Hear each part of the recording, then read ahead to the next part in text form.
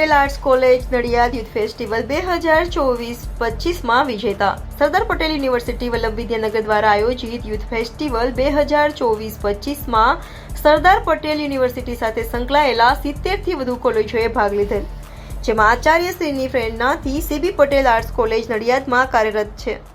સાંસ્કૃતિક વિભાગ દ્વારા યુથ ફેસ્ટિવલમાં 6 સોલો ઇવેન્ટ પ્રસ્તુત કરેલ. તારીખ 25/9/2024, 26/9/2024 તેમજ 27/9/2024 દરમિયાન યોજાયેલ યુથ ફેસ્ટિવલમાં રજૂ થનાર વિવિધ કૃતિઓમાંથી 2 કૃતિઓમાં અમારી કોલેજ વિજેતા બની છે, જે અમારા માટે ગૌરવની વાત છે.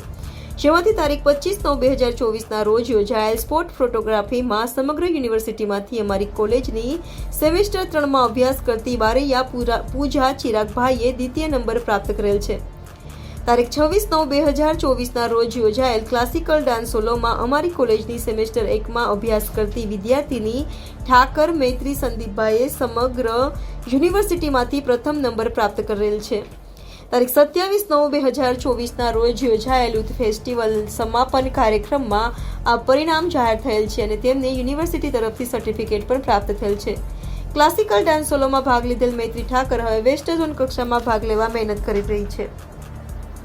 ઉલ્લેખનીય છે કે યુથ ફેસ્ટિવલમાં સૌથી મહત્વની કૃતિ ક્લાસિકલ ડાન્સની હતી. અમારી કોલેજમાં પ્રથમ વર્ષમાં અભ્યાસ કરતી ઠાકર મૈત્રી, જેને સતત પ્રેક્ટિસ ચાલુ રાખીને પરીક્ષામાં પણ ધ્યાન આપીને ભરતનાટ્યમની મહેનત કરી હતી. આ વિદ્યાર્થીનીએ વિશારદ ડિગ્રી પ્રાપ્ત કરી આરંગનેત્રમમાં પણ સિદ્ધિ હાંસલ કરી છે.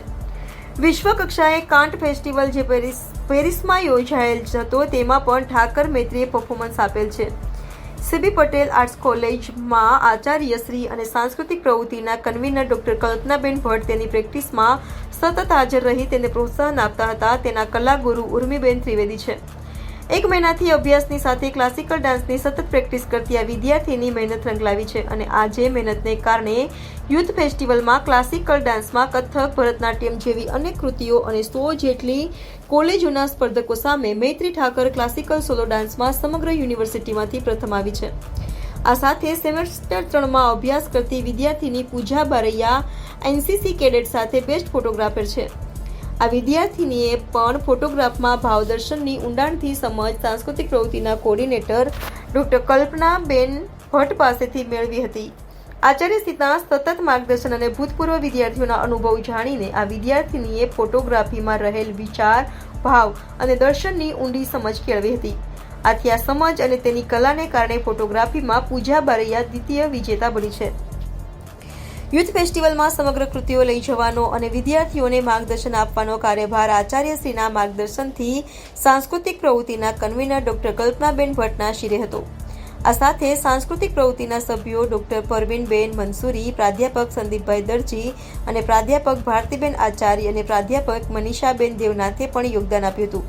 આમ આચાર્યશ્રી તથા કોલેજ પરિવારે આ વિજેતા વિદ્યાર્થીઓ અને સાંસ્કૃતિક પ્રવૃત્તિની ટીમને અભિનંદન પાઠવ્યા હતા. અમારી કોલેજ માટે આજે ખૂબ ગૌરવ સાથે આનંદનો દિવસ છે. તે માટે કે અમારી કોલેજનું રિઝલ્ટ ખૂબ જ ઉચ્ચ પ્રાપ્ત કરીએ છીએ. 90%થી વધુ F5થી માંડીને MA સુધીના દરેક સેમેસ્ટરમાં અમે સફળ થઈ રહ્યા છીએ અને એમાં ટોપ 10 અને ટોપ 50માં F5થી માંડીને MA સુધીમાં દરેક સેમેસ્ટરમાં અમારી કોલેજના 10થી 15 વિદ્યાર્થીઓ ટોપ 10 અને ટોપ 50માં સફળ થઈ રહ્યા છે. તે તો અમારા માટે ગૌરવ છે જ, પરંતુ અમારું એક સ્વપ્ન હતું કે અમારું યુવા ધન યુનિવર્સિટી દ્વારા યોજાનાર યુથ ફેસ્ટિવલમાં પણ વિશેષ સિદ્ધિ પ્રાપ્ત કરે અને તે સ્વપ્નને સાકાર થતું આજે અમે જોઈ રહ્યા છીએ.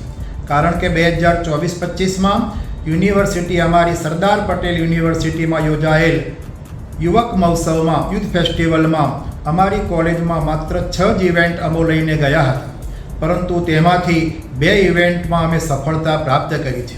તેમાંથી ક્લાસિકલ ડાન્સમાં ભરતનાટ્યમમાં અમારી કોલેજની F5BAની વિદ્યાર્થીની ઠાકર મૈત્રી, જેને પ્રથમ સ્થાન પ્રાપ્ત કર્યું છે. લગભગ 247 જેટલી કોલેજોએ આમાં ભાગ લીધો હતો અને તેમાં અમારી દીકરીએ પ્રથમ સ્થાન પ્રાપ્ત કર્યું છે. એ અમારા માટે ખૂબ ગૌરવ છે. એ જ રીતે સ્પોટ ફોટોગ્રાફીમાં પણ બારૈયા પૂજા, જે સેકન્ડ યરમાં ભણે છે, તેણે સમગ્ર યુનિવર્સિટીમાં બીજો નંબર પ્રાપ્ત કરીને અમોને અને અમારી કોલેજને અને અમને અમારા પોતાના જે સાંસ્કૃતિક કમિટી છે એ કમિટીને ગૌરવ અપાવેલ છે. આના માટે સાંસ્કૃતિક કમિટીનું યોગદાન ખૂબ જ રહ્યું છે.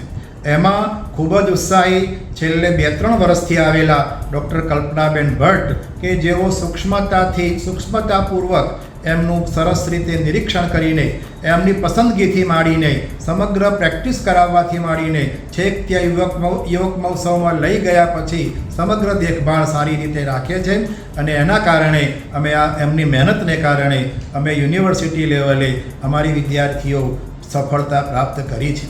એમને સહયોગ આપનાર ડૉક્ટર મંસૂરીબેન, સંદીપભાઈ, જેમની સાંસ્કૃતિક કમિટી છે એ કમિટીએ પણ ખૂબ જ સુંદર યોગદાન પૂરું પાડેલ છે આજના યુવક મહોત્સવમાં, જેને કારણે આ વિદ્યાર્થીનીઓ ખૂબ જ સફળ રીતે અમારી કોલેજને ગૌરવ અપાવ્યું છે.